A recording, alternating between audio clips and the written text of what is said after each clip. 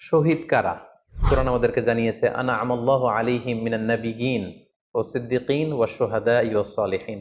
শহীদ দুই প্রকার, একটা হচ্ছে শাহিদুদ দুনিয়া ওয়াল আখিরা, আর একটা হচ্ছে শাহিদুল আখিরা। তারা ছাড়া কি আর কেউ শহীদ হতে পারবে না? শহীদ কারা? ইদানিং অনেকের মৃত্যুর পর তাদেরকে শহীদ বলে আখ্যা দেয়া হয়। ব্যাপারটি কতটুকু সঠিক বলবেন কি?